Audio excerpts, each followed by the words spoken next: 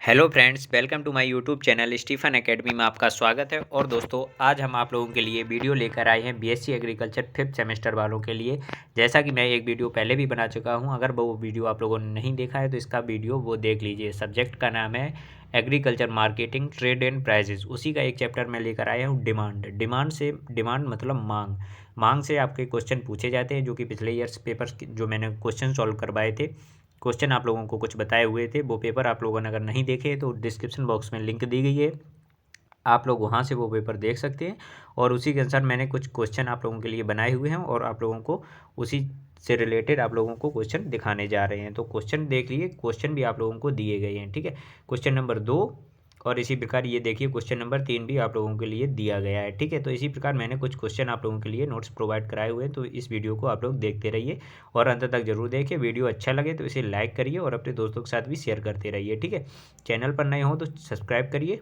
चलिए वीडियो को आगे शुरू करते हैं और इन क्वेश्चन का आंसर देखते हैं, किस प्रकार के लिखना है, आप लोगों को क्या क्या लिखना पड़ेगा, ठीक है। तब आप लोगों को अच्छे नंबर मिल सकते हैं। चलिए बिना किसी देरी के वीडियो शुरू करते हैं और देखते हैं इसमें क्या क्या दिया गया। इसमें पूछा गया डिमांड क्या होती है। डिमांड होती है मांग को इंग्लिश में कहते हैं डिमांड।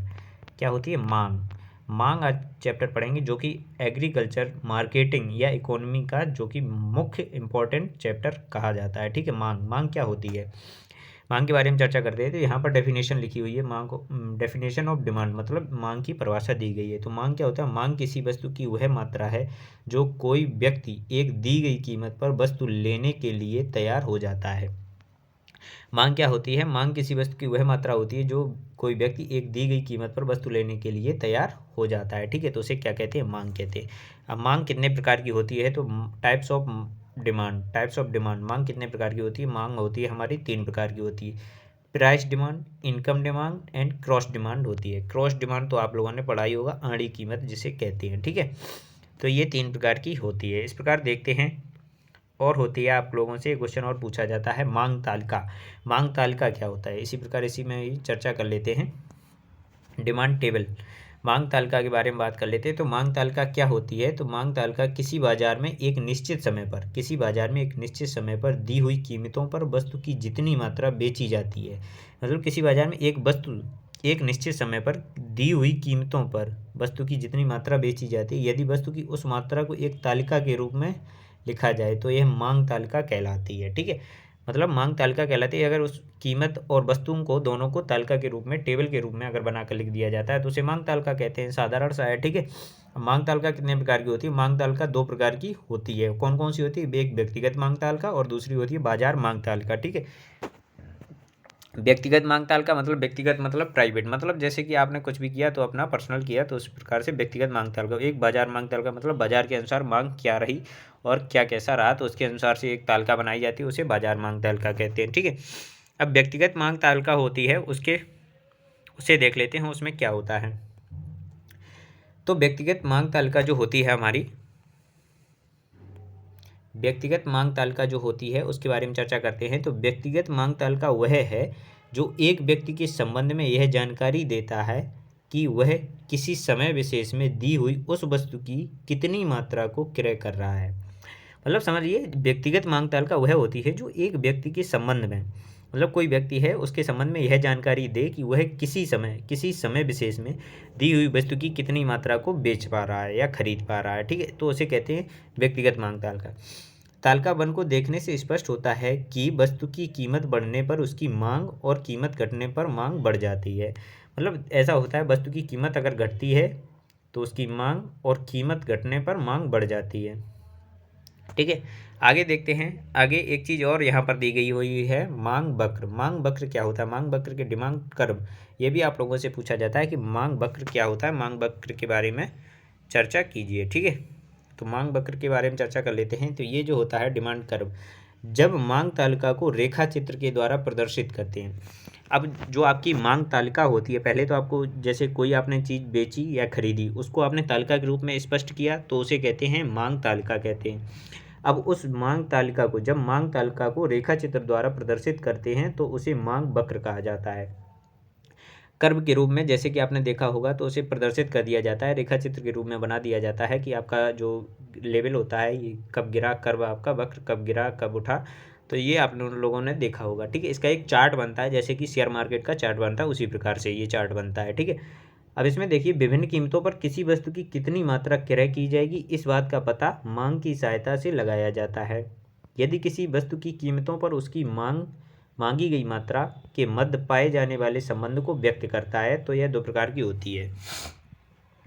मांग की सहायता से यह पता लगाया जाता है किसी वस्तु की कीमत में उसकी मांगी गई मात्रा के मध्य पाए जाने वाले संबंध को व्यक्त करता है, ठीक है।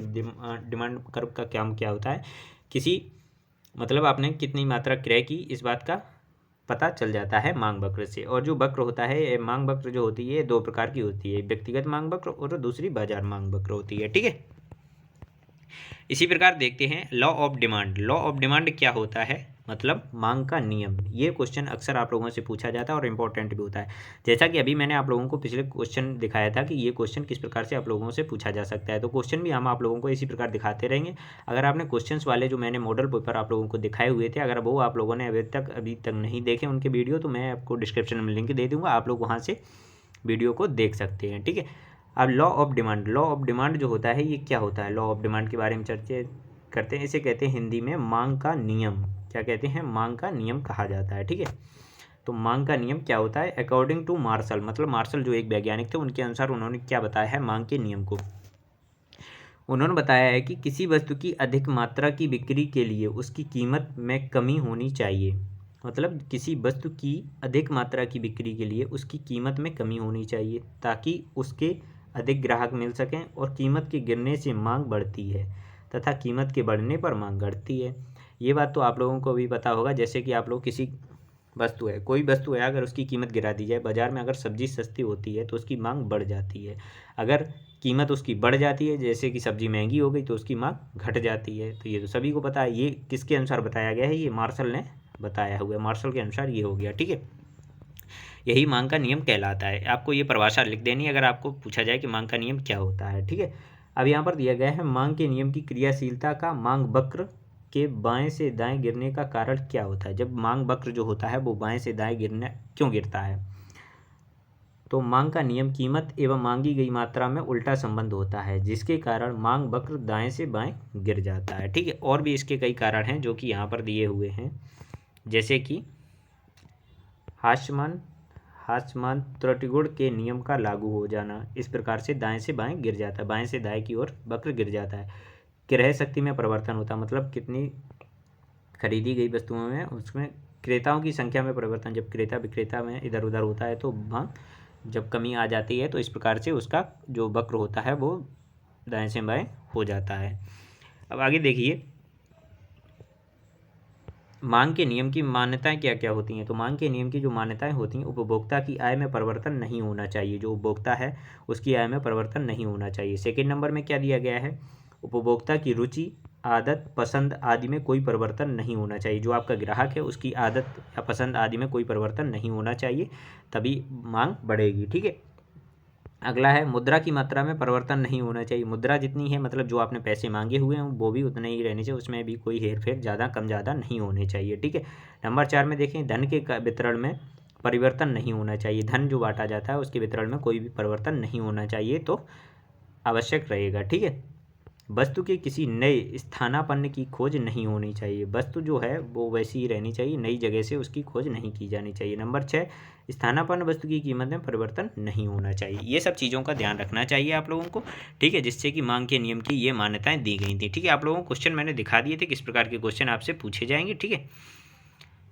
चलिए मिलते हैं। अगर आप लोगों को दोस्तों वीडियो अच्छा लगा तो प्लीज़ इसे लाइक कर दीजिए, और मेरे साथ ऐसे ही लगातार आप लोग जुड़े रहिए।